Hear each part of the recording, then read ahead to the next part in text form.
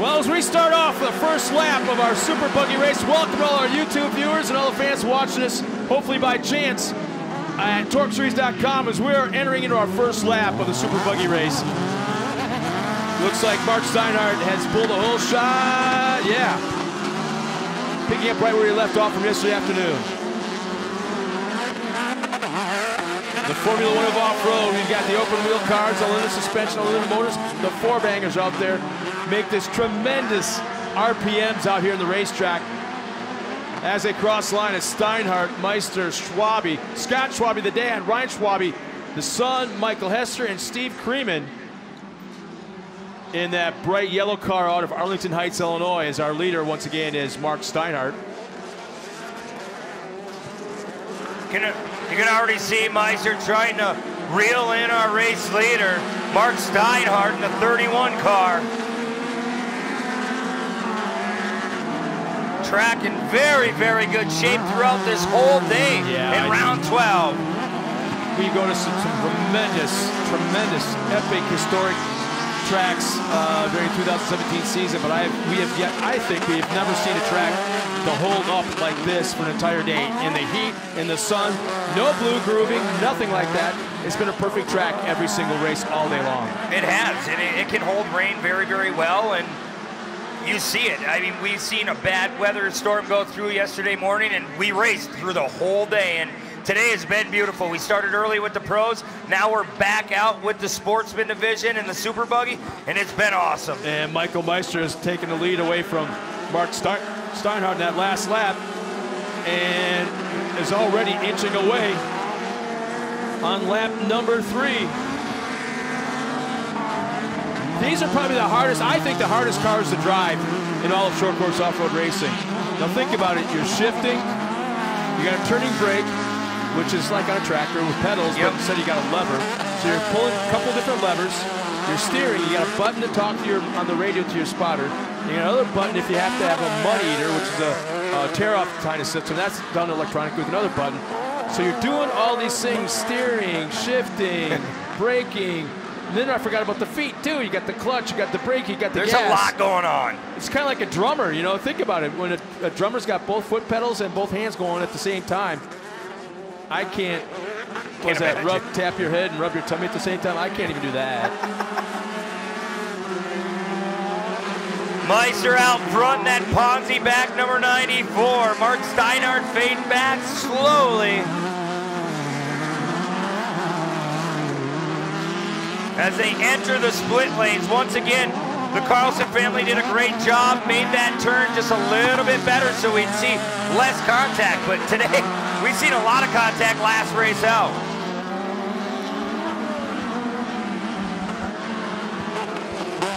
Yeah, what's also interesting about these kind of cars is they're kind of like sprint cars. You don't really steer with the front tires. You kind of just point it in a certain direction and steer it with the throttle and with the gas and the turning brake. Helps these cars pivot around the turns.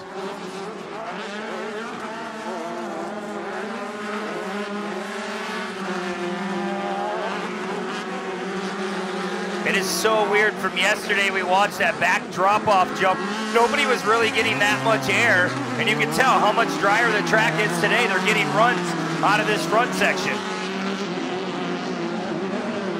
And Meister's looking so strong through that split lane.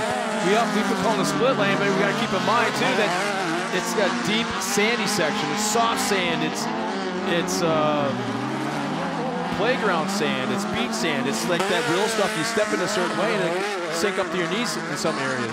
Yeah, and it sinks that motor, that power of that motor. It'll just lay it right down and bog it to nothing. So you want to try to get through there as quick as you can.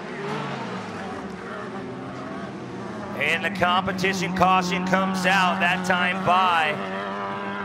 Very quick first half of this race. Meister started back in row number 3 and had the lead on lap number 2.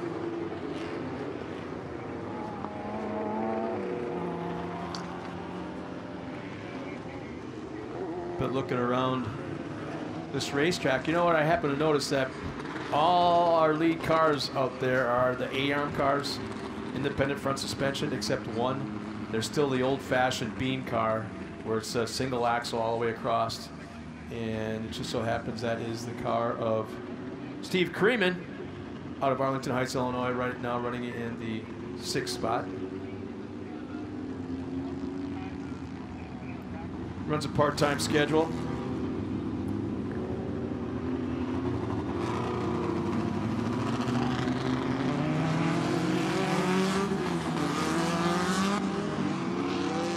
And for the last time today, looks like Richie Kuloff has got that Escondido Toyota on the racetrack as our pace vehicle, courtesy of Toyota, Vision Wheels and Cooper Tires.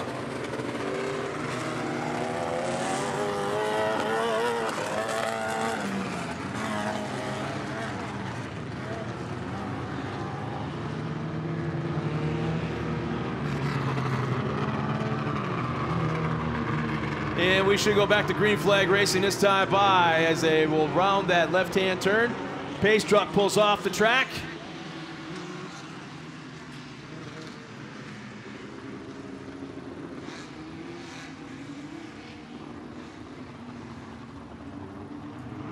Let's see if Mark Steinhardt has got something up his sleeve. Oh man, right away. There was no waiting. Took off. Meester accelerated right off the first flag. Yeah, Meester is so fast.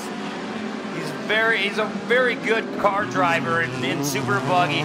And I love that you bring up week in and week out that he actually learned how to drive that car through an RC car. Yeah, so exactly. That is pretty cool.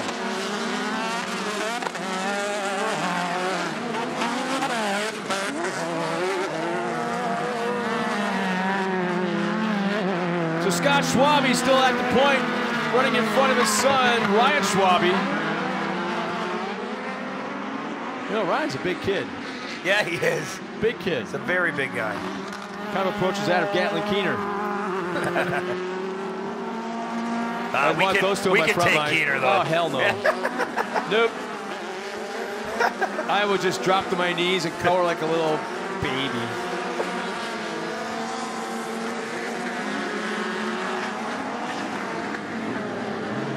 Meester still out front. Oh, makes a mistake, misses a ship. Let's see if Steinhardt can reel him in.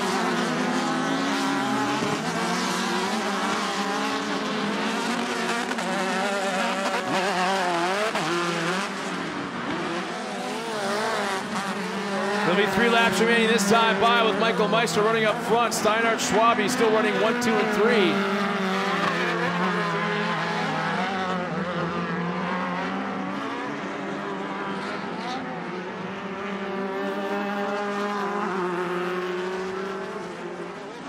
It's amazing. Michael Hester makes a trip every weekend that we have a race all the way from Orlando, Florida. Comes up here. He's out there running that number 9, kind of like that teal, green, and yellow car. That is a long haul. Florida. Steinhardt's not letting our leader get away. Yeah, he's keeping Michael Meister honest right now. He's got to be eating a lot of roost coming around that corner right now. He's just, the entire race been getting roosted. Yeah, and you have to remember they have tear-offs. All these guys, they plan ahead, especially yesterday's rounds. They had to make sure some guys had 30, 40 tear-offs on. And when you get to that many tear-offs, you can't rarely see through them. You know what's amazing? These cars are running 4-cylinder motors, and they're approaching lap times of Pro 2s, coming very, very close. I mean, they're running in the high 50s, 52s, 52.8, 53 flat, and Pro 2s are right around the 51, 51.5, so they're very close to running lap times of 750 horsepower trucks out there on the track. White flag is out one more time around for Michael Meister. And he slows. Our leader slows, and Steiny goes right out by. No indication of what may have happened, but he's actually might be coming to a stop. as he comes out of the corner. And Schwabe goes by. Another Schwabe goes by. Here comes Michael Hesser, and there's definitely a problem with Michael Meister, as right now, it's Mark Steinhardt with the lead with less than a lap remaining.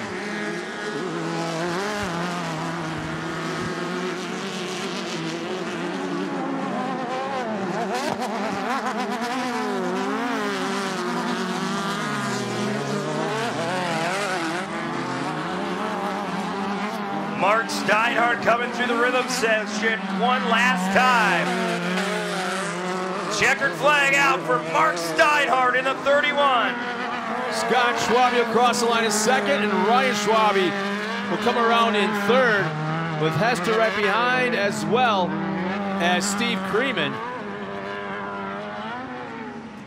So we're going to get our top three up here to the podium with a chance to talk to Tiffany Stone. We'll be right back with our winning interviews.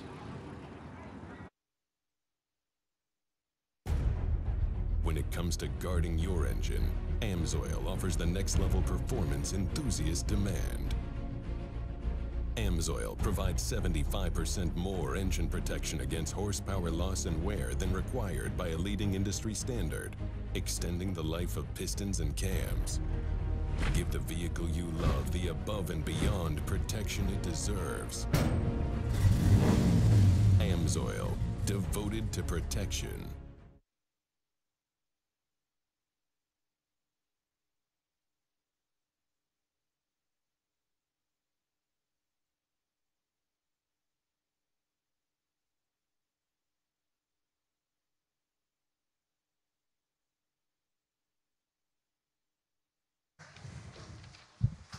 Welcome back, everyone. Back to ERX Motorsport.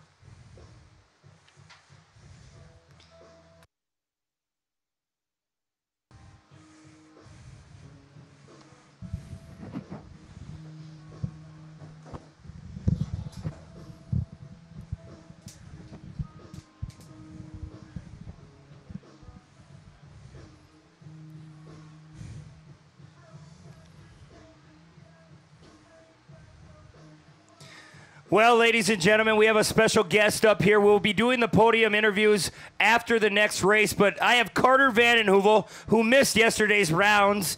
And Carter, great to have you back. Yes, I'm glad to be back. So it's new. Were you in school yesterday or what? Yeah, I had to do a half day of school, unfortunately, and then I got to come. Wish I could have just skipped the whole day and came on Thursday night. School first, right? I'd prefer it not. No, it's awesome to have you back. How are you enjoying the races today? They've been really good today, especially the Pro Light and Pro 2 race. I have team members in both of those races, and they were outstanding races. Yeah, Uncle Mikey did a great job again today as well as yesterday. You missed them win. We were literally watching the whole live stream on the way here, and I actually made the live stream anyways yesterday. Yeah, Scott was showing everybody your picture. Yeah. That was a long drive here probably, hey, knowing that you're missing the whole first day. Yeah, it was. We had some issues getting here, and it was we had some truck problems, and we had to swap trucks, and then that truck had a little bit of problems really? too. So, yeah. So it wasn't meant to be anyways to get here early. Well, if we would have gone the night before, we only lost probably about an hour, but looks like we're headed out. Here's our starting lineup. Starting on the pole is the number 11 of Troy Johnson. Starting next to him is the 411 of Gavin Oldenfett. Behind him is the 7 of Michael Funk, next to the 44 of John Holcher. Starting in the 5 spot is the 31 of Zach Werhanowitz. Starting next to his sister, the 5 of Paige Werhanowitz, with Owen Van Eperen behind them in the 45, and current points leader Easton Sleeper. Hope Conrad will be in the 9th spot in the 79. Behind her is the 8 of Antonio Inglese, and the 1 of Porter Inglese. Starting in the 12th spot is Trevor Shunk today, and starting in that last spot, this is an interesting story, that is a cousin of one of the Horde girls, Tyler Fleming. Oh, really? We have a new driver out there. It looks like he's actually not making the call today, unfortunately. Wait, yeah, there he is. There he is. So as they're making their pace lap around the course, smaller field than we usually have, I'm sure it'll still deliver a great battle. Explain like these cars to the fans out there and the people on YouTube watching in, tuning in to the TORC show. Explain, you've been driving these things since they came out. Like, yeah. what is in one of those cars? Well, it's a Briggs & Stratton motor with about 13 horse. I didn't really do much on the specs of the cars. No, you're all good. But yeah. And it's just really cool thing to have these karts out there. My kart's actually out there. It's the 88 of Trevor Shunk. Different driver in there than normal. Usually we see the Warren Shunk in that truck. Do you think we can maybe talk to Dad and Grandpa, maybe get you back in one of these shortly, or no? No, we're done with this class.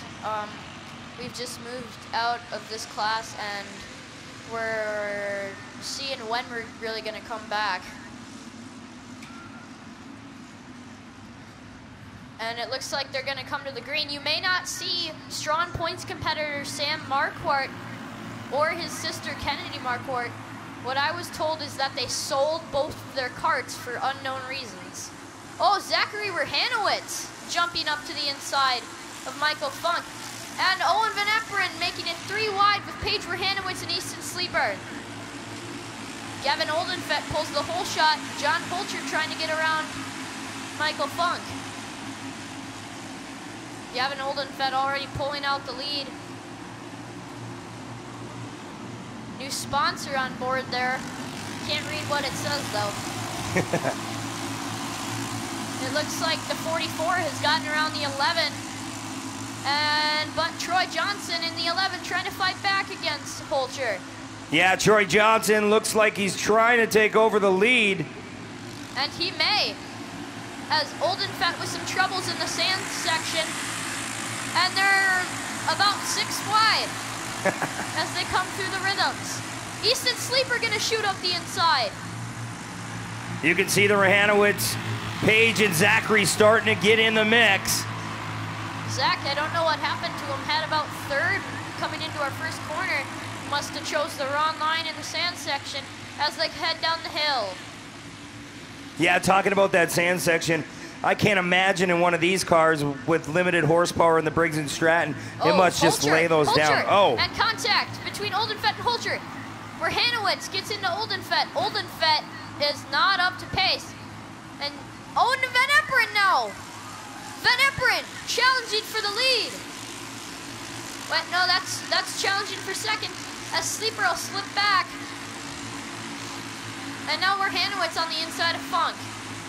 One of the coolest things about this class is that there's battles everywhere from first to second class. There is a battle no matter where it is. Now Van Eperen gonna go to the inside of Fulcher, gonna try to get, he'll try for Johnson as well. And it seems like that outside line is very preferred so far. Maybe not being able to handle the sand as well. Maybe there's less sand on that outside, so it's easier for them. We've got the lone car taking the inside lane would be Hope Conrad in the 79. Troy Johnson still with the lead, and Easton Sleeper shoots up the inside and gets in front of Van Eperen. Sleeper overtakes Van Eperen. Looks like we have the 411 being pulled off the track. Tough break for him. Gavin Oldenfett. And now Sleeper gonna go for the lead. Sleeper on the outside. Oh, way too wide. Van Eperen now squares it up and tries to go for the lead. Van Eperen side by side with the 11 of Troy Johnson. He'll have the outside, and he takes it over. Owen Van Eperen needs this very badly to take a win home as he's behind Easton Sleeper in the points right now. Easton Sleeper have been very dominant lately. Van Eperen needs this win. Van Eperen starting to pull away from Johnson just slightly. Van Eperen has been very smooth today. The only one that has really been able to figure out the far 180, but he chooses the inside line. I'm wondering if he'll get through that cleanly, and he seems to have found something in that lane that no one else has been able to. Easton Sleeper now trying to get alongside Johnson. Van Eperen continues to pull out a few more car lengths. The Sleeper just outside of it, of Johnson, and the competition yellow comes out. The standings at the yellow are Van Eperen, Sleeper,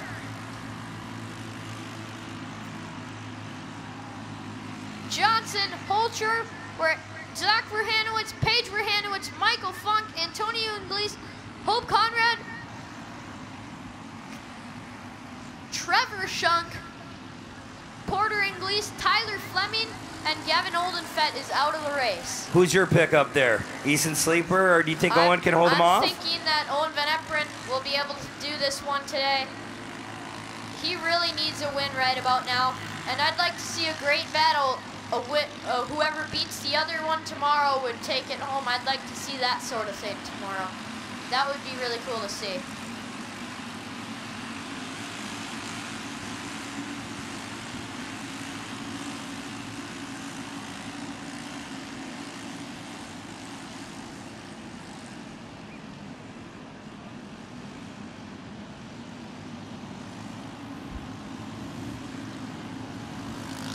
As they're just making their halfway lap, as a couple cars try to catch up to the field. Tyler Fleming apparently still trying to get there. This is his first time in a car. What I was told is that is a cousin of the Hordes. That's why he's in one of the Horde karts. If you look at that split lane, Carter, if you're in second place, say you're Easton Sleeper, if Van Eperen goes to the inside, or goes to the outside, do you take that chance to go to the inside, or do you just stay right on him? I'd say you always do the opposite of what your opponent does. You can't beat past someone by following them. Correct. So you do the opposite. Yeah, you risk losing it, but you've really got nothing. It's really, even if it's a mistake, you only lose a position or two. And you always gotta do whatever you gotta do to win. But with Sleeper being in the points lead, we could see him play it safe and stick to second and not really risk too much. Because Van Eperen is close on Sleeper. Van Eperen is close. They're coming to the restart zone. Watch the flags, and Van Eperen takes off way before the flags even. And Johnson gonna try to challenge Sleeper. Holcher now challenging Johnson on the outside for the third spot.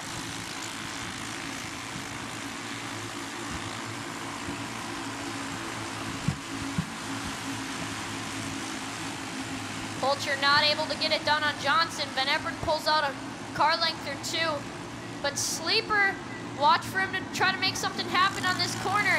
Van Eperen very smooth through there, Sleeper not so much. And Van Eperen will go to that inside lane. Sleeper will do the opposite of Van Eperen and go to the outside. Sleeper looks to be catching Van Eperen on that outside line. Van Eperen should have the advantage. And it's gonna be close coming out.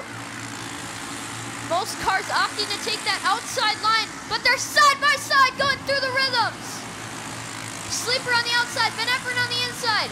Van Eperen should have the advantage, but Sleeper might have the momentum. Van Eperen and Sleeper 1 and 2 in points side by side. Sleeper looks like he has a little bit stronger of a kart, and Sleeper overtakes the lead. Watch for Van Eperen to try to do something about Van Eperen to the inside. Sleeper gonna try to hold the momentum. Sleeper has a very fast kart. Van Eperen, they're gonna try to get him here. Van Eperen versus Sleeper. Van Eperen on the outside, Sleeper on the in. Sleeper should have the lead right now, but Van Eperen will have the advantage in this next corner of the inside. And then you'll see him go through the split lane, see what happens there. If I'm Van Eperen, you point straight into the corner right now.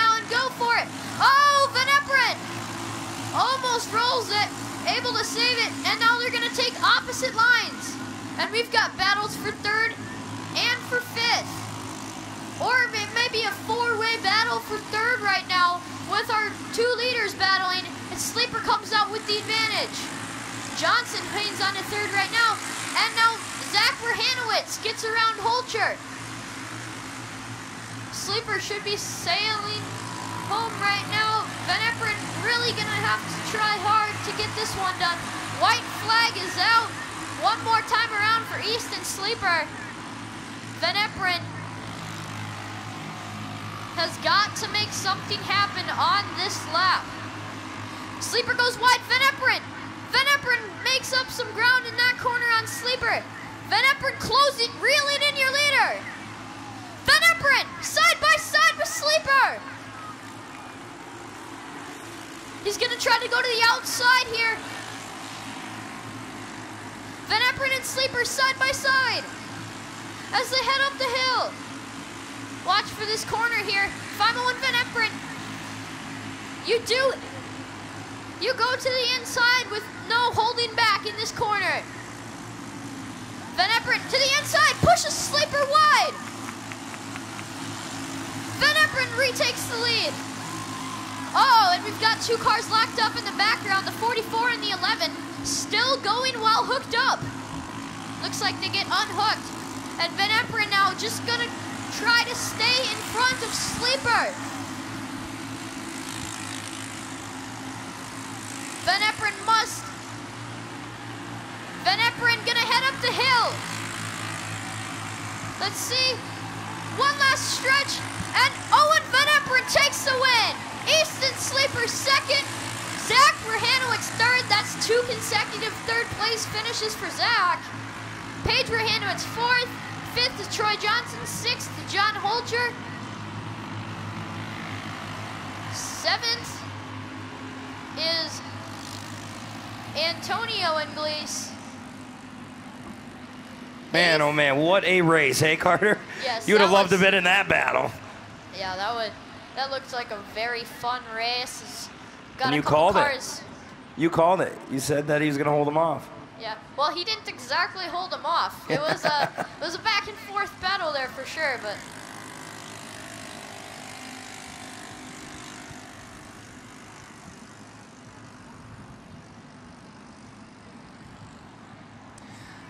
Well, ladies and gentlemen, we are about to sign off here on YouTube. Tune in tomorrow for rounds 13, the final rounds of this weekend and the whole season.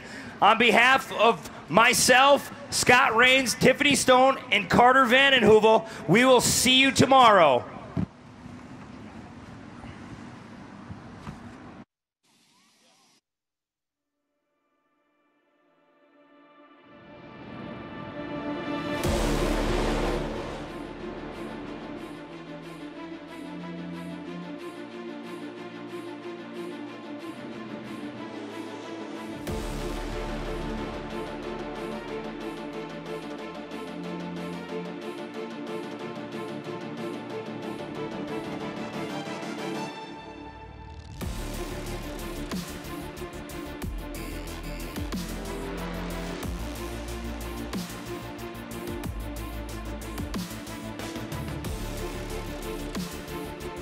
Pro 2 has been a dream of mine for a very long time. I'm excited to join the class full-time in 2017.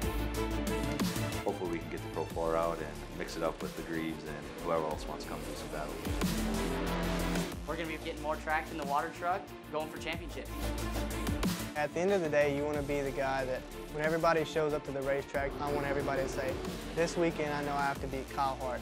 And to be able to get that name, you have to go and prove yourself and win races and be the fastest guy. I'm not going to quit until I'm there.